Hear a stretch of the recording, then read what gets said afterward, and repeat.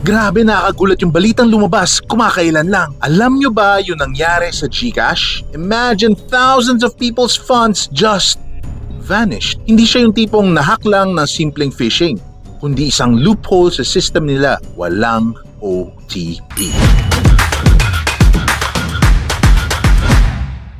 Walang kahit anong confirmation. Biglang transfer lang. As in, wala nang paki kung magkano, basta nawala.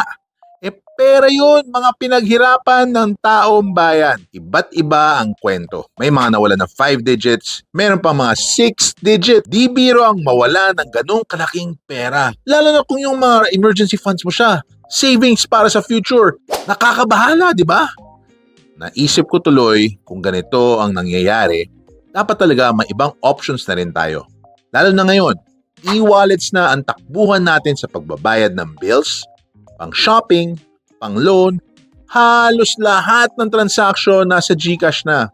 Pero if GCash isn't as secure as we thought, what now? Sa totoo nga lang, nahack na yung GCash last 2023. Pero nakalimutan at pinabayaan na lang ng mga tao. Siguro sila rin yung mga di pa na biktima. So ito, gusto ko lang i-share sa inyo kasi baka makatulong lang. Kung naghahanap kayo ng alternative, I'd suggest checking out Maya. Di po to sponsored Para siyang GCash, e-wallet, bills payment, at may savings account din. Pero alam nyo ba na may interest yung Maya savings nila? Yup. Hindi lang basta-basta interest. Sa Maya, pwede ka makakuha ng 3.5% per annum sa savings mo. Tapos ito pa, may missions pa silang ino-offer. Meaning, meron ka magagawin na task at tataas yung interest rate. For example, kung gagamitin mo yung app nila sa pagbabayad ng bills, shopping, or gagamit ka ng Maya card, physical or virtual, tataas pa yung interest ng savings mo up to 14% per annum. Personally, every month, nasa 6% ako. Kasi I think pag lumagpas ka na ng 6%, medyo magastos na yung lifestyle mo. Regardless, imagine that! Kumbaga habang ginagamit mo yung app for things you do anyway, kumikita ka rin. Plus, may Landers credit card din sila with cashback na pwede mong gamitin directly sa Landers. Parang sa GoTime, when you use their card sa Robinson Supermarket, may cashback, pero debit card lang yun sa kanila Pero kung e-wallet lang talaga yung primary na gamit mo sa GCash at hindi mo naman ginagamit pambayad ng bills o pang shopping, there's actually another solid option for you. Para lang sa savings mo. And that's Own Bank. Ang kagandahan ng Own Bank ay kung gusto mo ng secured place para sa emergency fund mo kasi may 6% per annum siya na interest sa kanilang savings account. At kung gagamit ka pa ng referral code tulad na nasa screen ngayon, tataas pa siya hanggang 8% per annum for a limited time. I'm not affiliated with Own Bank, pero ito yung na-experience ko sa kanya. It's actually a good place to put in your money. Here's the thing, user interface niya hindi ganun ka klaro gamitin. I'll try to make short videos para mas maintindihan nyo siya. Take note, ang tinutukoy ko dito yung Own It account or savings account nila. Baka basta mo na lang ilagay sa Own Bank app, tapos di mo nilagay sa Own It account, hindi siya kikita na interest.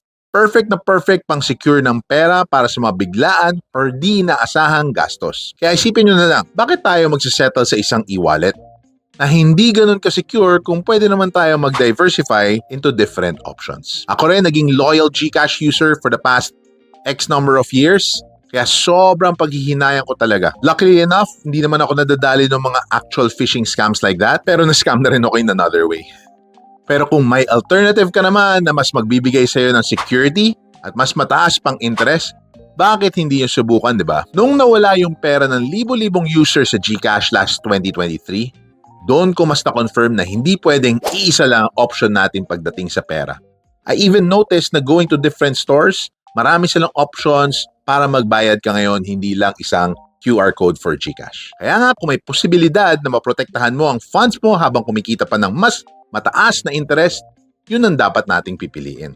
I'm encouraging you to keep your options open. And speaking of options open, commercial muna tayo. Alam kung saan ilalagay ang pera? Let's fix that! Ngayong episode 3, you'll learn kung paano gumawa ng isang balancing portfolio step by step. Whether kung play safe kang investor, medyo matapang, or aggressive na okay sa high risk, we'll craft a strategy na para lang sa'yo. Tired of guessing games? Sumali ka na lang sa free workshop and get your portfolio right. December 7, 10 a.m. Let's get back in the topic.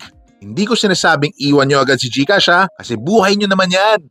Hindi ko Di ko didictate ang buhay nyo. Pero coming from a finance guy's perspective, wag na lang siguro gamitin. I mean, na-bypass yung OTP mo, di ba? Tulad ni Poco ang nawalan ng 85,000 pesos na tutulog lang. GCash wallet kasi is not PDIC insured. Yung GSave, oo. It's time to try alternatives na mas mayroong reliable, security, at perks. Kasi at the end of the day, ang peace of mind natin, mahalaga. Ika nga, ang pera, pinaghihirapan natin yan. At walang karapatan na mawala lang ng basta-basta. If you think nakatulong itong video na to sa inyo, please don't forget to like, subscribe, and hit that notification bell for more tips to make the most of your finances. Ikaw ba gagamitin mo pa rin ba ang GCash kahit 2 beses nang nahack?